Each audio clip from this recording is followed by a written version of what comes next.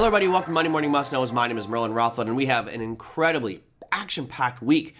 Last week was a little bit sideways. This week, I think we'll get a lot more volatility, specifically because it's earnings and central banks. We have one day in particular. 906 companies reporting this week, but one day we have 4 of the Magnificent 7 reporting at the same time. Oh my goodness, where's the fireworks icon to have it all just blowing up over here?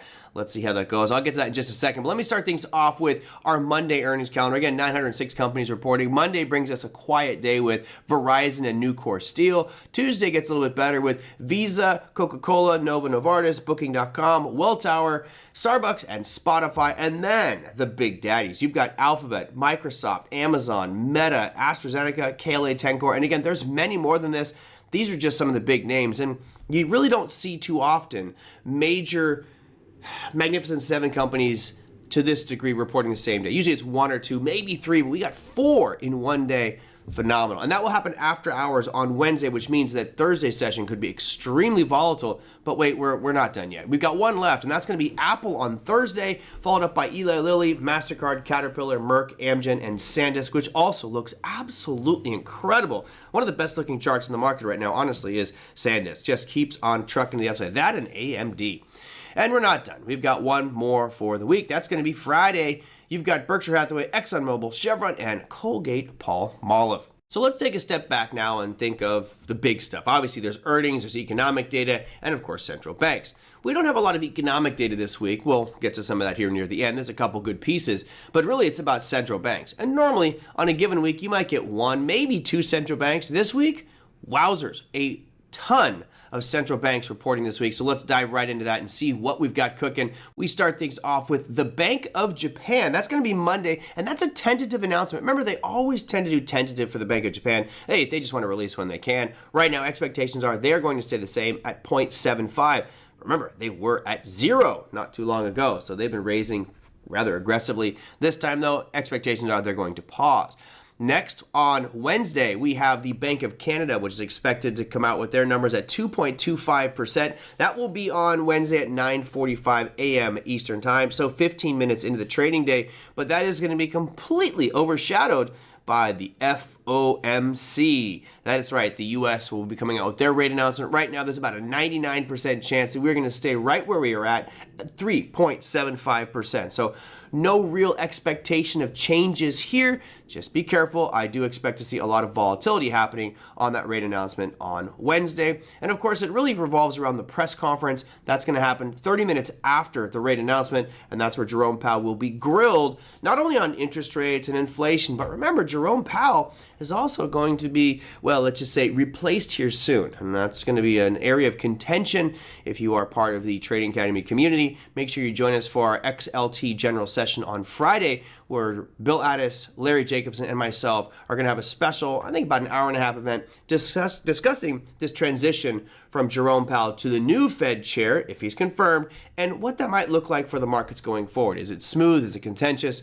We will discuss that in our XLT General Session. So if you're a Trading Academy student, check your calendar. Should be a good one. All right, moving on. We have 2 more central banks to speak of. We've already knocked down 3. Let's get 2 more out of the way. That's going to be the Bank of England reporting with their rate announcement. As of now, the expectation is they're going to stay at 3.75%. That will happen Thursday at 7 a.m. Eastern Time, so before the equity markets open here in the U.S. And finally, on Thursday as well, a double whammy from across the pond. We have the ECB, or the European Central Bank, with their rate statement.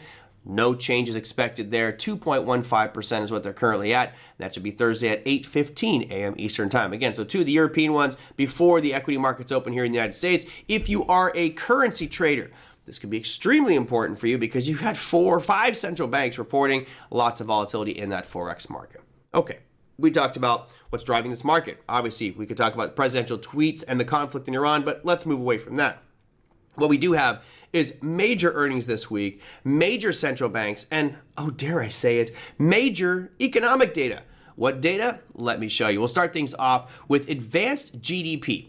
Now, this one's important because this is giving us a sense as to U.S. economic growth. And you can see here, it's been rather flat, kind of a slight decline here. That GDP number for the previous quarter was 0.5. they're expecting to be 2.1, so a giant jump in GDP for the advanced numbers. I'm not sure if I'm buying that big jump there for GDP. Well, we will wait and see. Again, that's going to be Thursday at 8:30 a.m. Eastern Time, so a lot of big stuff happening before the equity markets open on Thursday. And there's one more piece of information happening at the exact same time. Not only do we get the ECB, not only do we get the Bank of England, but we get advanced GDP and, drumroll please, the single most important piece of economic data for the U.S. markets. That is the Core PCE price index. Dun, dun, dun, dun. So dramatic. I know. Well, the expectations are right now that we are going to drop and we're going to see inflation actually take a step back. You can see that for the previous 3 months, we have been at 0.04 on the hard right edge there. Okay, a lot of other indicators are showing that inflation should be moving up, but the expectations are that we're coming out at 0.3 on that core PCE price index. Believe it or not, right now that's 0.4. That's not a great number. If we got down to 0.3, that's probably going to be just a little bit better from a market perspective. But I, for one, I'm skeptical. I think we'll stay at 0.4, and I'm definitely a believer that inflation is going to start to creep up because of what's been going on with oil, and it's been persistently above 90 for the past month. So we'll see how this prevails. That, my friends, is your Monday Morning Must-Knows. Tons to talk about on the economic front. Be careful on that Wednesday earnings and Thursday morning trading session. And Thursday, really probably the most volatile day of the week, just because there's so much macroeconomic data happening. Central bank rate announcements. Going to be a fantastic week. We will see you guys next time on Monday Morning Must-Knows.